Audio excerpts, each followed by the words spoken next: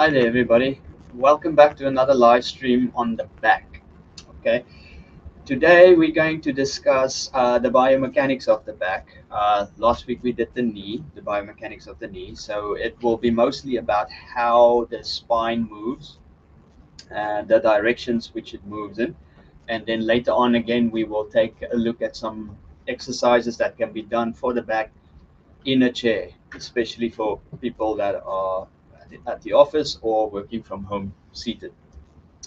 All right, now let me just grab my model over here. So coming back to the back, just to recap. So you have, this is your vertebral column. All right, so you have 5 cervical vertebrae, 12 thoracic vertebrae, 5 lumbar, and then 5 sacral, which are fused. All right. Now, basic biomechanics. The spine can flex, it can extend, it can rotate,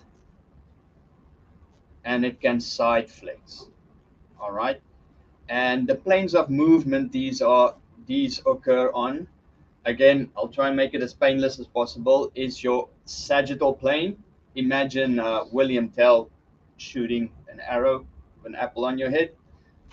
The coronal plane coming in from a side, all right, and then you've got your transverse plane, think body cut in half here, all right. Um, Now these movements can occur because of compression, shear, and tensile forces with bending moment as well as torsional moment. All right, all right. Now, if you look at the human body, I'm just going to put this aside for the time being, and you look at me from a anatomical um, position. So I'm standing here with my palms up like this. All right, you have your anterior chain, you have your lateral chain, and then obviously the important one for everyone nowadays, you have your posterior chain. Okay, people tend to work a lot on their posterior chain nowadays because obviously to avoid things like hunching, especially now that everyone's working behind the desk. All right, and also with age, we tend to stoop forward because we don't have eyes in the back of our head. So these muscles tend to get weak, atrophy, where the muscles of the anterior chain become tonic and um, fascic or fascic. All right, stiff. All right, now when we look at spine biomechanics, the the the vertebrae of your back can all move independently, like a centipede. All right. In physiotherapy, they call that spinal articulation. So they can all move segmentally. All right. As we age and start to work and sometimes become deconditioned, it becomes harder for these vertebrae to move segmentally, and then obviously you have compressive force on the vertebrae, which can lead to disc degeneration, which is going to happen as we age in any case. All right. It's just when you become deconditioned, that kind of speeds up the process. All right. Now, returning to the ranges we can move in, our spine can move in the flexion, the extension, the side flexion, and the rotation. All right. Various muscles help with these, not just the muscles of the back. When we went over the back anatomy, we concentrated a lot on the erector spinae, these muscles that run alongside your spine that are superficial, intermediate, and deep layer muscles that enable your spine to move in all these directions. And also we looked at the back stabilizers of the lower back, specifically the quadratus lumborum. Okay, now all those work in conjunction with each other. Say, for instance, if we're going to do spine flexion, which as a toe touch, you're not just flexing your spine as well, there's a bit of hip flexion as well. So various muscles are gonna be activating in the front, like your rectus abdominis, as well as your transverse abdominis that's beneath it, and to a certain extent the muscles, the pectoral muscles as well, while all the muscles here in the posterior chain will be lengthening. The opposite occurs when we do extension. All right, so you will have the muscles of your buttocks, your glutes activating when you go into extension. Also those quadratus lumborum, and then those rectum spinae muscles that we talked about earlier, while the pectoral muscles, the rectus abdominis and the transverse abdominis will be lengthened, as well as the muscles of the hip flexors will be lengthened. All right, now when we look at rotation, now the lumbar spine has very, very limited rotation. I think 1 or 2 degrees. Most of the rotation takes place in the T-spine, in the thoracic spine. Okay, now with rotation, say a badminton swing or a golf swing, various muscles come into play as well, especially in the hip, especially if these muscles here surrounding the spine are very, very tight. All right, so with rotation, you will have your external and internal obliques activating. You will have that QL muscles, the stabilizers, working to a certain extent as well. And then obviously muscles of the upper shoulder will be working, and the arm, as well as some muscles in the hip. If we look at either a tennis or badminton swing, or a serve, or a golf swing specifically. Okay, so that is your rotation. Now, side flexion is similar. All right, so you will have the muscles of your external and internal obliques allowing you to side flex. All right, and you'll have the muscles of your glutes, especially your glute medius, will act as stabilizers as well. Say you're doing a side support, or more commonly known as a side plank, but you're doing it dynamically and not statically, or holding it isometrically, then there will be a lot of glute activation as well. And then obviously the muscles of the latissimus dorsi will act as a stabilizer, obviously holding you um, onto your side. The muscles of the quadratus lumborum, again, just like with rotation, come into play. All right.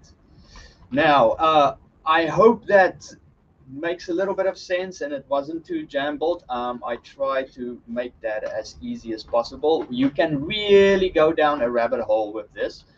So in future videos, we will discuss this more. All right. Now, for now, we're going to take a look at some exercises that we can do seated, that you can do working from home or when you're at your desk. All right, especially if you don't have a standing desk. All right, now, all right, my chair here. Mine doesn't have a backside, but we'll pretend there is one. So you're seated on your chair. Now, you've been typing all day. Your neck is all stiff. You can feel your shoulders and your upper back, and you need to move. All right. Now, for most people, I will encourage every hour, especially traders who can't get up a lot. I would encourage to move their spine in their chair a lot when they can. All right. Now we'll look at flexion. So all you're going to do is you're going to round your back, round. You can bring your chin to your chest, and you can slump over your knees slightly like this, not too much. All right, and you'll feel a lot of things going on here. And then you can make yourself tall like this. And then you can also go into extension like this, feeling the muscles of the back contracting. And you can put it all together in flexion and extension. I would like to move the head in conjunction with the spine because it helps me to, it feels more like those vertebrae are moving independently when I do that. So you can give that a try. You can also tilt your pelvis while you're doing this, like that. So if you look at me from the side, rounding, arching, flexion and extension. Okay, now for rotation, if your chair has a backside, what you can do is, most office chairs will in any case, you can turn around and you can try and grab the back. Now, if you are very, very stiff, only go as far as your mobility allows. Okay, you don't want to force this too much. So you can turn, and then grab with one hand, and with the other hand you can grab your leg. You might hear a little bit of cracking over there. Don't be alarmed. And then you do the same on the opposite side. I will hold it for time. Don't spin too much. All right. I will hold those for time. And you can do repetitions as well, but you've got to have a few seconds where you hold it there, I think. Okay.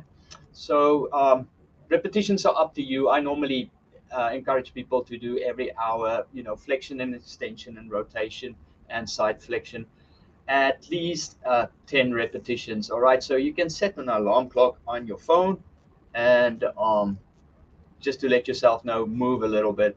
Again, especially for those that don't have the luxury to get up, like those who work in the finance world, which is a lot of people here in Singapore. Anyway, now side flexion. Now what you can do is, what I always do is, if I'm desk bound, is I will put like my backpack or something small, a bag with something in it next to me that I reach for and sometimes pick up. Okay, so you got the lengthening there as well as the strengthening. You really want to feel the hip moving away from the rib cage, so you can get that stretch in the quadratus lumborum and get those obliques on the opposite side firing. All right. Okay, so there. All right, either one side and then the other side, or better, finish the tight side first and then go to your loose side if you feel there's a few discrepancies. All right, so these are a few exercises you can try. Make it a lifestyle. As I always say, you've got to move. You've got to make movement part of your daily lifestyle. It saves you a lot of time, especially if you're a busy person or an office worker or some sort of salary man. All right. If there's any questions, please post them in the chat box, and I can answer them for you or get back to you later. Also, please don't forget to like this and also subscribe to our social media. All right. I do have some upcoming webinars around the back if you're interested, where we also go into what we discussed today, and with it being a little bit more formal. All right. And if there's no questions, please have yourself a good day, and look forward to seeing you next time. Thank you.